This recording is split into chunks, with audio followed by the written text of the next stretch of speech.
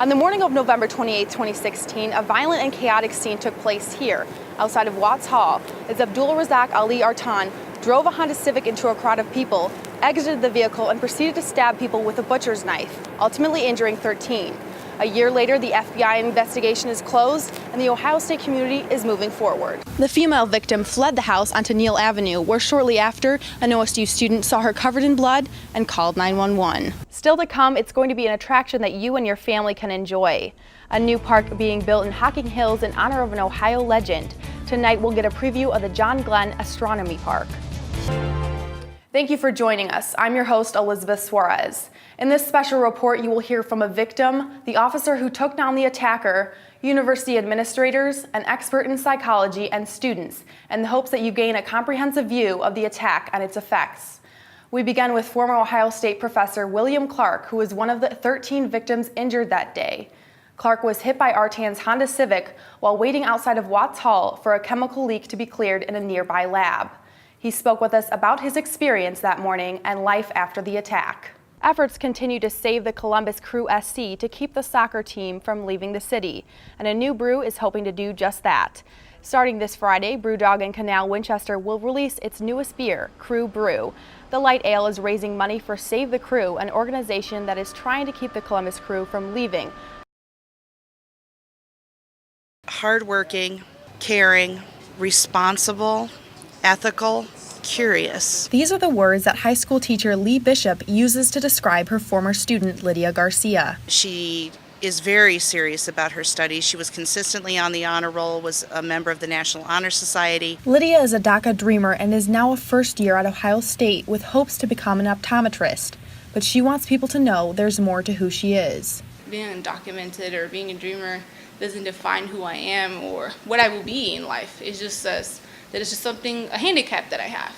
And one day, with God's favor, I will overcome it. Lydia was born in northern Mexico and moved to Columbus just before her second birthday, but considers Columbus her home. Her father now lives in Mexico, and she has seen him only a few times over the past 7 years, which has taken an emotional toll. Although she stays in contact with her father via phone call or text message, sometimes she says it's just not enough. For example, when I got into college, it was such a great achievement, but of course, it's not enough just to send a text or have a phone call. It's just you need maybe that physical contact or just the physical presence just to share that with them. And it's something hard, just to deal with it every day. Although being undocumented is difficult at times, she looks to her faith for guidance. God keeps me going. He gives me the motivation to when people say things that are hurtful or just make you less than a human, I think about God. As she waits with the hope that Congress will make a decision in favor of extending DACA, Lydia encourages others to continue to speak out as well. It's important to say something. A lot of times, like I said, people are afraid to say things and afraid to stand up for what they believe in or say who they are. And I think it's just important not to be in the shadows. For now, she plans to continue to focus on her studies while working 30 hours a week to support her education. I'm a dedicated person. I have to be, like I said, to prove my worth. But Lydia says her goals are not just for her, but her family as well. So I hope to one day be the first to achieve, the American dream. Elizabeth Suarez, Lantern TV. The morning of November 28, 2016 is one that many at Ohio State will never forget. 1 year later, students, faculty, and administrators gathered to reflect on the attack as a community. It was a time that tested our resiliency, our resolve, and our strength. And I am so proud of our Ohio State community. A message of unity and strength was echoed throughout the event. Together we proved that we are resilient, that we are resolved, and that we are Buckeye strong. We have times that are wonderful and times that are not so good and times that are tragic. The most important thing for all of us is that we come together to support ourselves through those times, and we continue to work together to make this a better world. USG President Andrew Jackson spoke of the importance of resilience from the Ohio State community. In a commencement speech given by Sheryl Sandberg, she states, "We build resilience into ourselves. We build resilience into the people we love, and we build it together as a community. That's called collective resilience, and it's an incredibly powerful force. During my time at Ohio State, the Buckeye community has proven itself nothing short of resilient. People also shared messages of solidarity in writing. The reflections from students and faculty will be added to a mural held in the Ohio State Archives, along with messages written on the day of the attack. The ceremony came to a close with Carmen, Ohio, the community singing the words, "How firm thy friendship," and showing what it means to be Buckeye strong. Elizabeth Suarez, Lantern TV. It's the end of an era. High Street staple Two's Under High closed its doors for the last time early Tuesday morning. Although described as a dive bar, to many, Two's is much more than that. It's tough. It's just this bar has been a very big part of my life for 2 years, and it's really hard to see it go. It's just something that's always been there. I can always go down here even when I'm not working. The people that you work with are your friends. The bar closing, I feel like, is kind of ripping a piece of campus, just, like out of everyone. Everyone loves it. It's not going to be the same. You can't recreate what we have down here.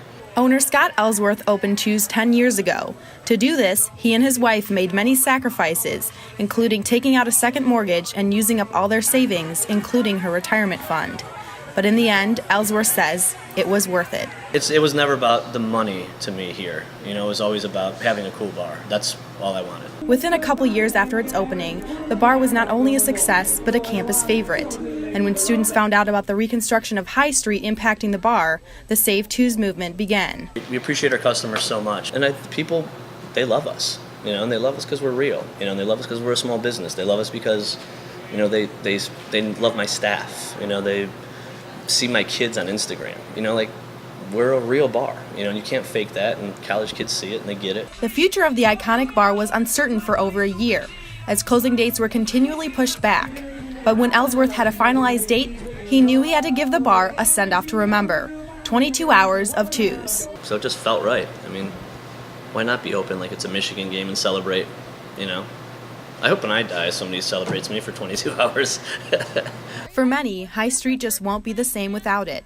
3 years ago, we walked into Two's, and honestly, every time we walked in, we saw our best friends. Half our bar was just our friends. We bought honestly all the shirts at Two's that we could, and we really have the greatest memories here. So it's one of the places where me and the guys I still hang out with and the guys I still know, and we all have wives and families now. And we still all know each other. And this is one of the places that we hung out. This is where we became friends. And so it's one of the important places to me. Although Two's will soon be gone, the memories made there will live on.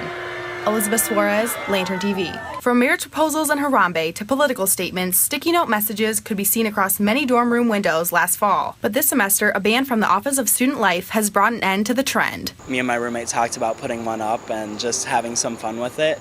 I do see why the university decided to make that rule that you can't post anything based on hate speech and that kind of thing.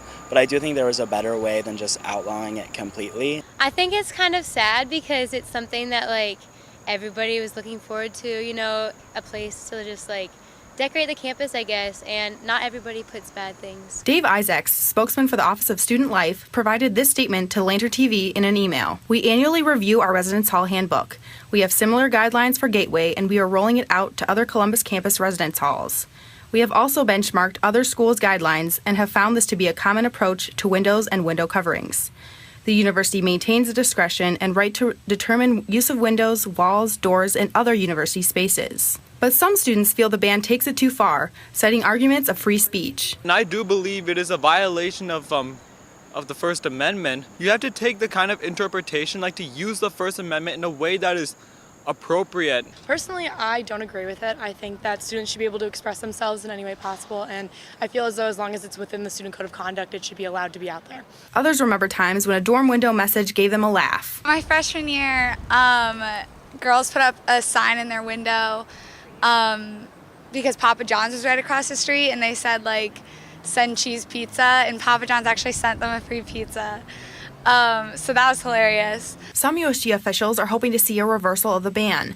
Maria Humayan, a North Campus senator, feels the ban is too extreme. So I am sponsoring a bill along with our other 2 North Campus senators, and we basically decided that with looking at the other Big Ten schools and universities, their window art policies typically say that as long as there's 25% to 75% transparency in the windows, it's not a problem, and as long as it falls within the student code of conduct and speech isn't hateful, then it should be allowed. So that's kind of the theme that we're going with and that we're hoping to present to GA next Wednesday. Although there is conflicting opinions, it seems that everyone is hoping to resolve the sticky situation. Elizabeth Suarez, Lantern TV.